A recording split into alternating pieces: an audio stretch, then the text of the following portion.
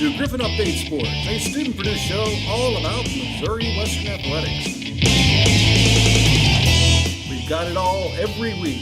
Highlights, games, players, fans, and every sport all year long.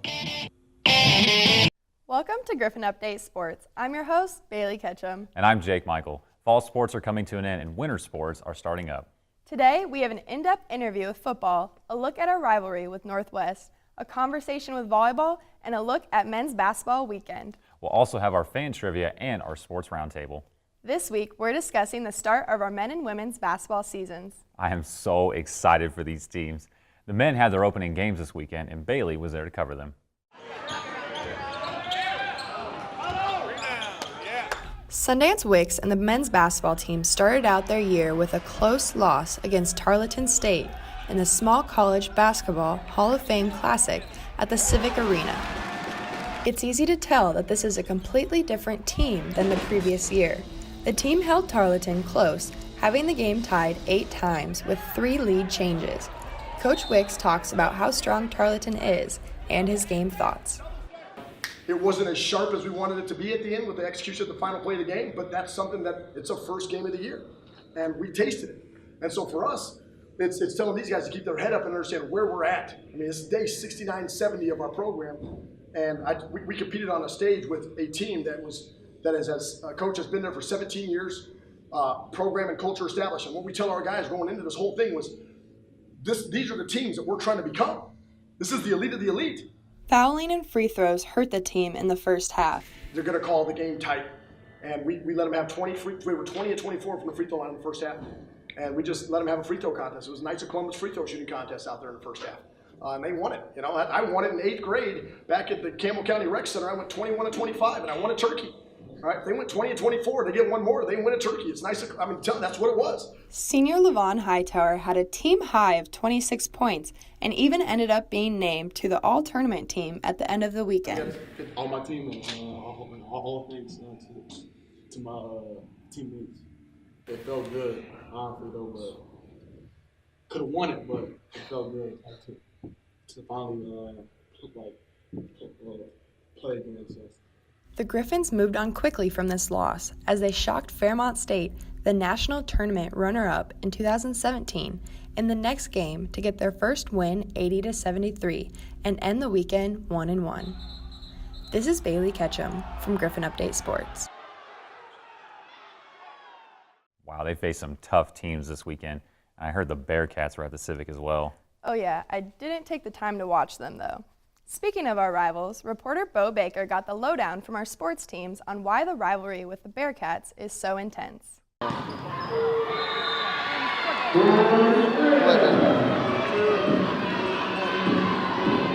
So, tell me why Northwest is such a big rival to you. I just don't like Northwest. I don't like anything about the school. I don't like Maryville. I don't like the town. I don't like that gaudy green. It's not my color wheel. I'm not going to wear it. I don't like Northwest. With the walk-off. Northwest rivalry means getting to play in a competitive, fun atmosphere and getting to kick some pansy cat good. Well, the biggest thing is the fact that so many people from St. Joe end up going to Northwest, which is kind of frustrating because we're right here. It goes back for so long, and I just feel like, you know, us being only about 35 minutes apart, it's like a battle of who runs the town almost. The atmosphere is always much more electric in here. I just feel like the energy that carries on always carries on into us as well. One of the first things they tell you when you arrive on campus is that the Northwest rivalry is one of the biggest, and we aren't allowed to wear green here on campus or in the weight room. Northwest rivalry is one that is, I think, just very special to like Missouri Western. I mean, you know, at the end of the day, we're 45 minutes away from each other, so there's going to be a lot of bickering back and forth. So, I mean, it's always just a hard-fought game in anything that we do. I don't know how it got started. I feel like the rivalry with Northwest means so much because it's one of the first things that you learn when you get here. Like, they're right up the street. It's a pride thing. The students come out for all the games. A lot of sports play them multiple times a year, so you get to know the players on the other team and you start to hate them.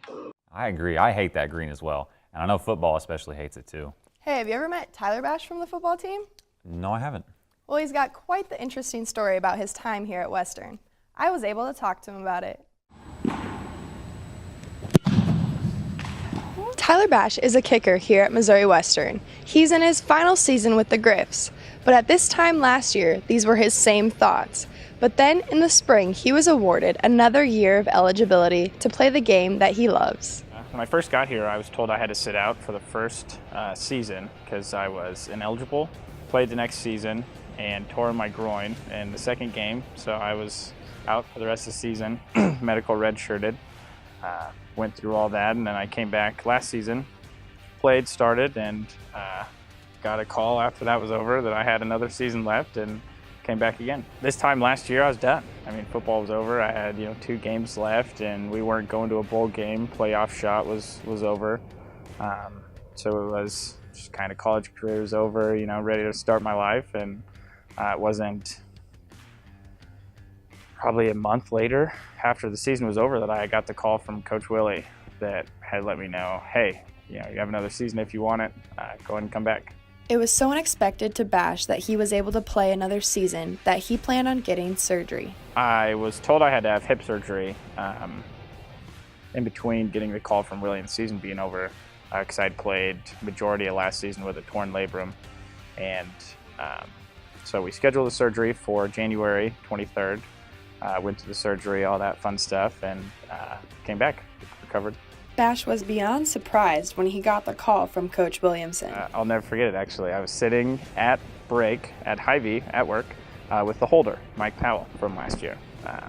We're talking about football, reminiscing, and my phone's ringing. It's Coach Willie. I'm like, speaking of the devil, I pick up the phone, and he says, hey, I got some good news.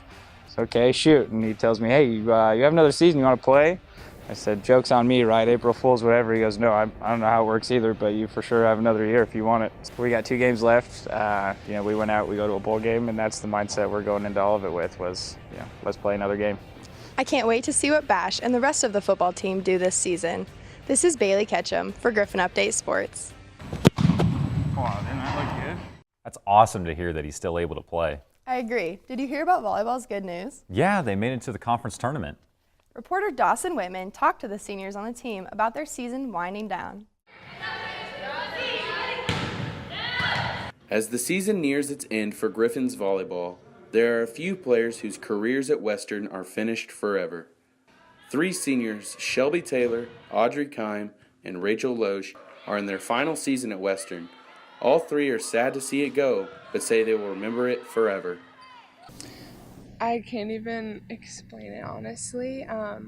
I knew from probably my junior year that I wanted to play college volleyball, and I knew that I was extremely passionate about it, and just the family aspect of this program and of just Griffon athletics in general and of the university. I think it means more to me than I can even explain, honestly. It's been a lot of fun. There's been a lot of hard work, but I wouldn't trade it for anything. So we talked about it at the beginning of the year, how we're working hard every single day to get to this point in the season. And again, even though it didn't turn out how we wanted it to, I wouldn't trade these girls for anything. My teammates, the people that I've been in the gym with from the get-go, Audrey and Shelby, freshman year, looking back, we were a little scared freshmen, didn't know where we fit in. And all 3 have developed and become really great players, and just making memories with them is something I'll never forget. Head coach Marion Carbon believes that these girls had such an important role on the team that it will be hard to replace them moving forward. As a group, they've probably played in more games than a lot of senior classes the last couple of years. Shelby's contributed since she was a freshman, with the exception of Rachel Loesch's redshirt freshman year. She's started and played in almost every game since she was a sophomore. Audrey has played in every single game since she was a sophomore, and so that's a lot of experience that in one class that's going to be really hard to replace. Reporting for Griffon Media, I'm Dawson Whitman. The seniors really have done a lot for the team. I agree. Ready for some sports trivia? Duh. Per usual, we like to get out on campus to get Missouri Western students involved in talking sports. Here's our segment, Do You Know Your Sports, with Bailey Ketchum.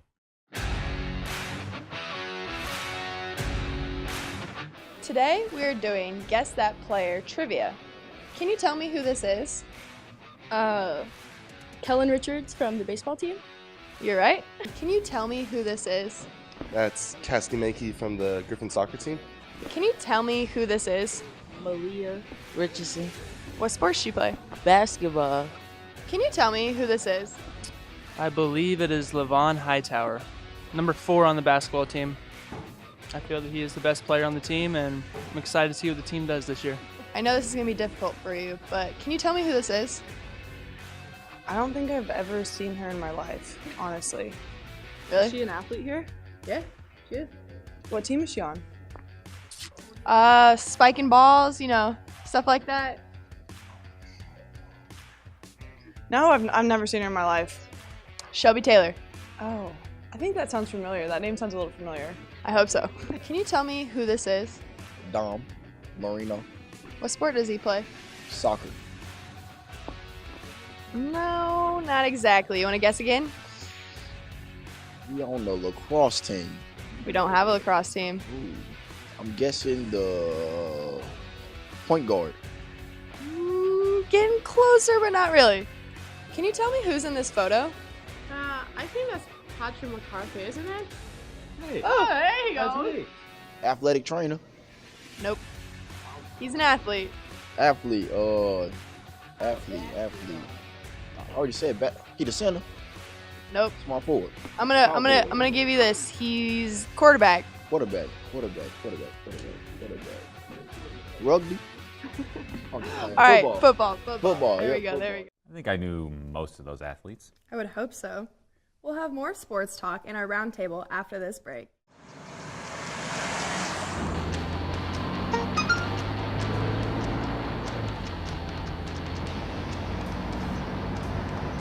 The average text takes your eyes off the road for nearly 5 seconds.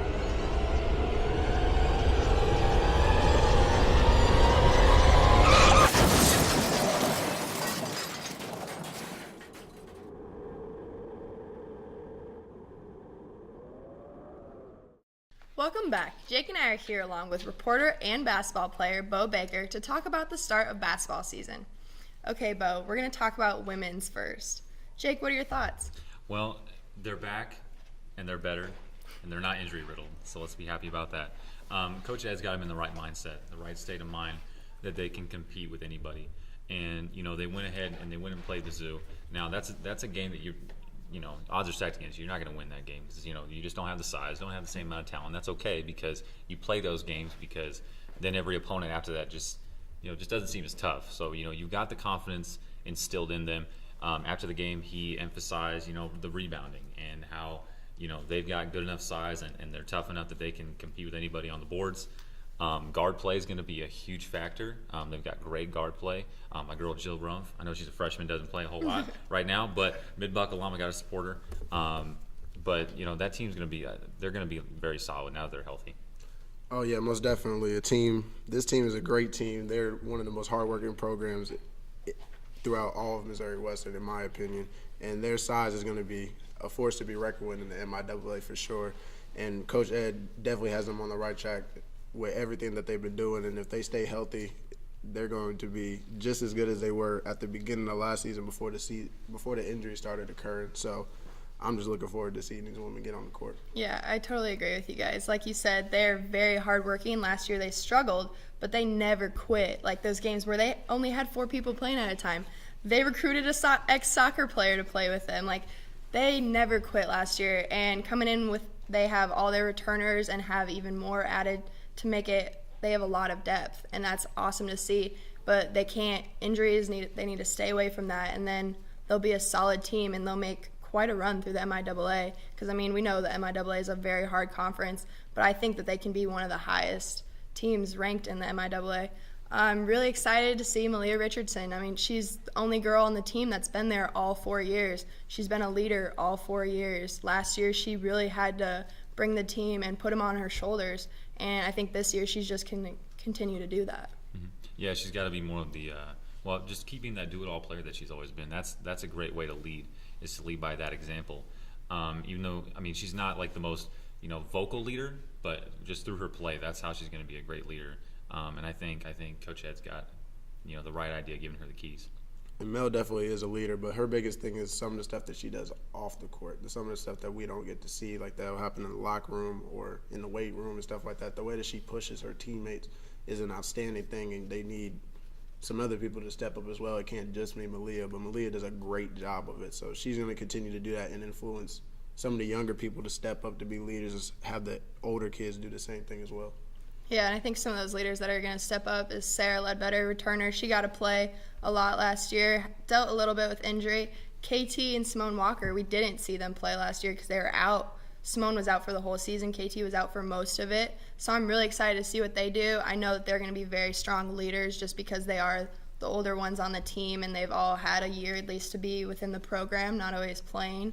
But I'm super excited. I know KT's going to do a lot for the team like she already did in the Mizzou game. So I'm really excited for that. Yeah, definitely. The men's team, though, you guys had a great weekend. You went 1-1. Okay, you played Tarleton really tough, and then you knocked out Fairmont, which is a 2017 D2 runner-up. That's something to be proud of. You guys are shooting 28% from the arc. Now I know it's only 2 games, a small sample size, but that's something to work on. But I mean, Coach Wicks has got you guys on the right track too, just like the women's team. It's got you guys in the right mindset that you guys can win right now. I love the energy he brings.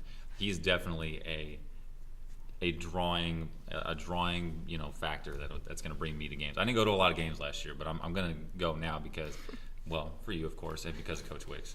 Oh yeah, we definitely want you to come, and we definitely hope that we get more people in the stands, which we will, because the juice, man. Coach is definitely going to make sure he packs the stands, but we're going to make sure that night in, night out that we perform to the best of our ability. And you saw that in Tarleton, like they had a size advantage on us, but we're doing everything we could to try to keep them off the glass as best as possible. And against Fairmont, that's a really good team, a team that makes a run in the national tournament every year. So if we keep that competitiveness throughout the whole season, then I feel like we could do something special this year. Yeah, you guys, it's a whole new team. It just seems like a different culture. Wicks brings, Juice Man, he brings a lot of juice to the team. And it's just amazing to see because even all the guys on the bench are just, after every play, it doesn't matter if you foul, it doesn't matter if someone misses the shot, everyone was so supportive, and that's just amazing to see. And I can see guys talking to each other, guys on the bench are talking to hey, just keep shooting, doing that. That's just amazing to see. What are some of the big differences from last year, I guess, compared to this year? And I'm not going to say that we weren't a family last year. We definitely were a family last year, but we're even more of a family this year than we have throughout the entire time I've been here. And we came in day one, and it was we already knew each other for 2 years. And the fact that I told people before, our chemistry, it was going to surprise a lot of people how much chemistry we had from the jump. And you guys, we got to prove that a little bit to people with Tarleton in the Fairmont game. But we really have been driving competitiveness and accountability this year. So we're going to hold you accountable to a higher standard than you've probably ever been held to before, regardless of your JUCO status and how good you did in JUCO or how good you did coming out of high school. You got to step it up even more because this is a totally different ball game. This is Division II basketball in the best conference in the country. So if we've been keeping that mindset throughout the year, and we've been staying humble, focused, and dedicated to the final goal at the end of the season, which is whether it's the MIAA championship or, everybody, of course, wants to win a national championship, but we got to take it one step at a time, and you can't win something in March when it's only November, so we got to take it one step at a time and just keep moving forward day by day. So you find out that Coach Wicks is going to be your new coach, and what was the first meeting you had? Explain what was it the first time you ever met with him one-on-one? Nah, that was actually – I was really surprised of how much of a family guy he was just from the jump. And I came into his office and I went up to him just to give him a regular handshake, and then he dapped me up and brought me in and gave me a hug. So it was he already knew me for so much time. So that was really cool. And then he got to talk to me about who my best friend on the team was, what it was like playing here before, if I redshirted or not. We talked about, of course, basketball stuff, but then we talked about family and stuff like that. We talked about my family, we talked about his family, we talked about his experiences as a college player. And he's heard insight from, of course, Coach Weiber and Coach Coombs of what kind of player I was. And he talked to me about what we wanted to prove on in order to be better this year and all that. So it was really cool. It seemed like I knew the man for a long time, but I only had a 15-minute meeting with him to start, so it was pretty cool. Yeah, he seems like a cool guy. Just all around, the team, it seems like in the past, you guys have had, I guess, that one key player, but watching you guys this weekend, you have people, Bo, you can do a lot. Levon can do a lot. Tyus coming in, he did a lot. Brian, I call him kind of like the silent assassin. He did some sneaky things this weekend. It was cool to see that. And there's so many guys that can do things on the court. Like Tyrell, like coming in freshman, never playing college basketball before. Probably one of the smaller guys on the team, smallest guy probably. He was driving to the hoop on 6'5" guys. He just squeezed right through there. It's really cool to see because you guys have so many people to look to. Yeah, definitely. You guys are a well-oiled machine. You know, and another thing about Coach Wicks, there's a difference between being a coach and being a leader. You know, and no matter how much talent how much talent you have, or how much size you have, to get players to buy into the notion that you've got what it takes to compete. And you know, you guys, I think, were you picked last in the preseason poll, right? Yeah, I mean, you know, it's just things like that where you can use that as fuel, you know, to carry you throughout the rest of the season and tell yourself, well, we're going to let the whole season prove what we're worth. Yeah. Speaking of that 14th, yeah, we all knew that was kind of going to be coming, especially like having someone as like Coach Wicks who has never been a head coach before, and then we brought in 11 new guys, only returning 6. Like, we knew that they weren't going to have too much faith in us, whether it was the coaches or the media, but we ain't going to let that stop us from doing what we want to do and like having the season that we want to have. And like you said before, Bailey, with TC, as I call Tyrell, that's one of my guys. Of course, they all my guys, but he's like a dog. He really is like. It's interesting to see how much enthusiasm he brings, even though he's a real quiet. He's more of the silent assassin than Brian is, because Brian will still talk and all that, but he also does some things that are sneaky and stuff as well. So those guys are just interesting. Of course, Levon just basically just improving from what he did last season and just being him. And Tyus has always been able to shoot the ball. And Jonathan coming off the bench, being able to play now since he redshirted last year. So all my guys have just been hungry, and we've all been hungry. So we're just going to continue to want to eat no matter what. So it's going to be interesting, in my opinion. Yeah, I think your team, men's and the women's, I think they're both, you know, they're ranked obviously towards the lower half of the conference, but you guys are going to make a run. Like, I know both teams are going to. You guys are going to sneak up on people. People are going to be like looking at stats from the past, and they'll be like, oh, this team, they got nothing on. I think you guys are going to do some great things. And you guys, women and men, are facing similar teams this weekend. Winona State, Upper Iowa. Women are doing Southwest Minnesota State. These teams are not quite as good as the teams you played last weekend. What do you think about the play this weekend? All I know is we can't play down the competition. And that was one of the biggest things that we did in years past, is we've played down to some teams that I believe we were better than. And the fact that we ended up starting out slow and ended up losing a lot of games that we should have won, we can't do that this year. And we don't plan on doing that this year. Like coaches always said, we want to step on their throat, and then we just want to keep the foot on their throat no matter what, keep the pedal to the metal, if you want to say. So that's going to be our biggest mindset, is maybe these teams aren't as good as Fairmont or Tarleton, but we still got to treat them as if they are a 2017 runner-up, a perennial powerhouse like Tarleton who wins 20 games a year. We have to treat them like that, and then the rest will take care of itself. Yeah, still a small sample size, and you got a whole season left in front of you. You know, you're going to go through lineup changes. You're going to go through things like that. And it's a whole season, man. It's a long time. It'll be a fun season. Definitely. I'm excited for it. After this break, we'll take a look at more results from our teams and this week's upcoming sporting events.